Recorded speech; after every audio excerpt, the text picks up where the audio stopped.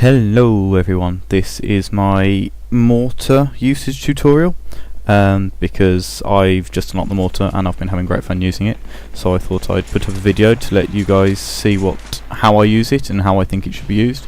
The Mortar is unlocked on the support class and it replaces the C4 and the Claymore. The way I use it is I sit back near the spawn and then just start dropping rounds down range. It works better if people on your team are spotting, because then the people pop up on the minimap as seen and you can drop rounds on. It's a bit of guesswork and it's not always an instant shot, instant kill, because there's a bit of drop time and you've got to try and judge where they're going to be, but it's a good anti-camper tool. As you can see here, I'm sort of focusing.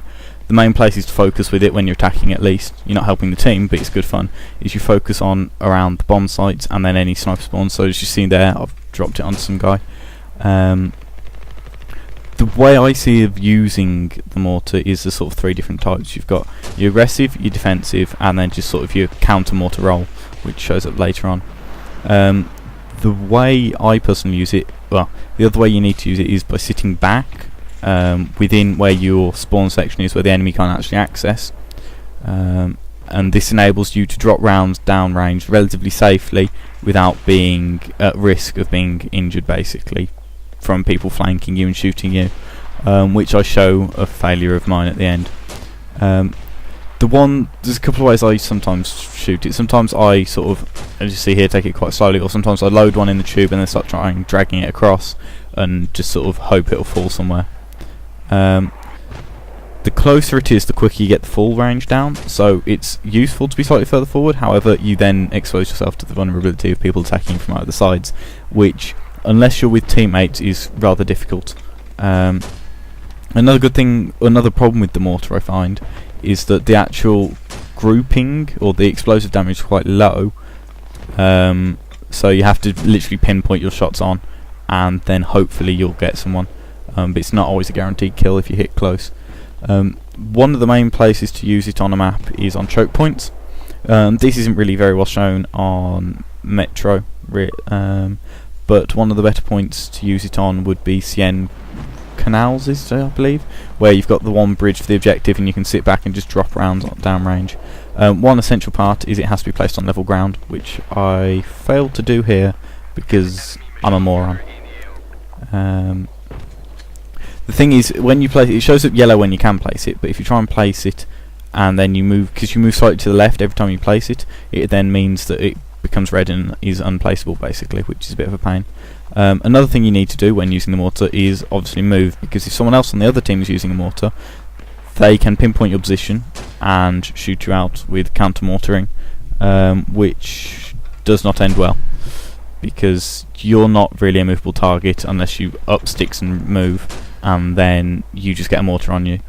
If you attack an enemy Mortar, you get 100 points for the kill, but then also 20 points for actually taking them out with the Mortar, or taking out their equipment as well, which is quite useful, nice little bit of bonus.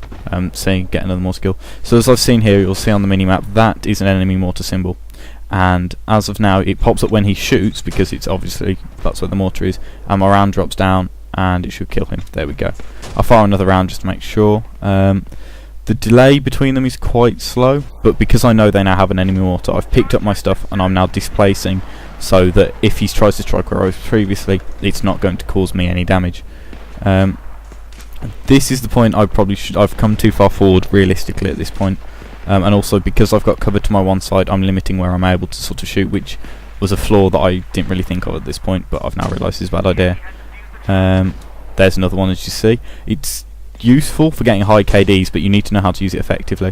One way I also use it is when the bomb gets planted, I don't know whether I do it on this one, is to focus my fire on the bomb plant location, because then that helps restrict access from it to my teammate. And here is me being killed because I failed to pay attention, and there he goes running round. Because I'd moved too far forward, I didn't have the area protection, which prevented me from being able to survive, and there you see him being killed.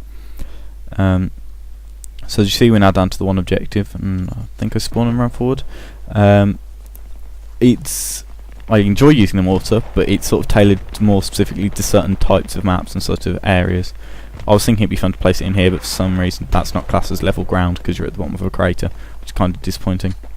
So now that we've only got this one objective, I've decided to move my mortar around and now do counter mortaring as well, because he's dropping rounds down range and hindering my team. And there you go. There's your 100 points for the enemy kill, and there's your 20 points for the equipment. You do have to try and judge it, which is a bit difficult at times, and it just comes with getting used to it or where you think people are going to run. So because we've now planted on the objective, I'm going to be dropping rounds in the general vicinity of the objective, try and prevent them getting access to it. And as soon as the objective blows, I think that's the end of my video. So I thank you very much, and I shall see you guys soon. I hope you enjoyed this. I may do another one soon.